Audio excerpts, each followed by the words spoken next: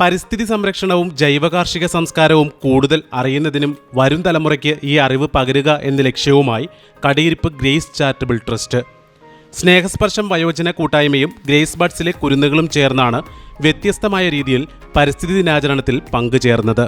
പ്രകൃതിയുടെ സ്വർണമായ മഞ്ഞൾ പഴയ തലമുറയും പുതിയ തലമുറയും ചേർന്ന് കൂടകളിൽ നിറച്ച് തൈകളാക്കി അവ നാളെയുടെ കരുതലായി മാറ്റിവെച്ചു.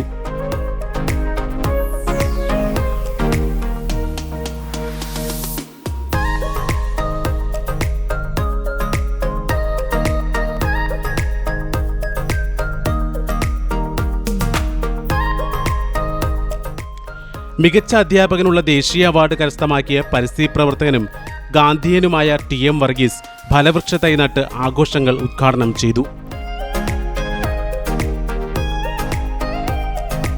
ആഘോഷങ്ങളുടെ ഭാഗമായി സംഘടിപ്പിച്ച യോഗത്തിൽ TM വർഗീസ് മുഖ്യ സന്ദേശം നൽകി.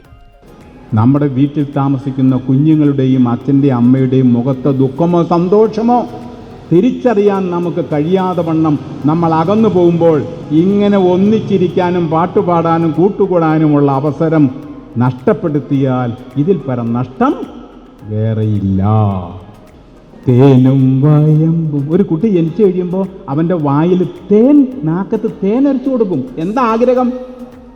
നല്ല വാക്ക് വരണം ഈശ്വര, സുഗന്ധമുള്ള വാക്കുദിക്കണം ഈശ്വര ഇവളുടെ വായിൽ നിന്ന്, ഇവൻ്റെ വായിൽ നിന്ന്. പിന്നെ പോയിട്ട് ഇവൻ പറയണത് മുഴുവൻ മണിപ്രവാളാണ്. എന്താ കുഴപ്പം? ഇവൻ കേൾക്കണത് അതാണ്, അതുകൊണ്ടാണ്.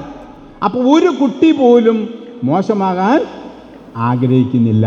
അവൻ്റെ സാഹചര്യമാണ് അവനെ അങ്ങനെയാക്കുന്നത്. Trust president Jose K Mathew അധ്യക്ഷത വഹിച്ചു. Trust secretary Lissy Jacob, trust ഭാരവാഹികളും ആശംസകൾ അർപ്പിച്ച് ചടങ്ങിൽ സംസാരിച്ചു. News desk C news Kerala.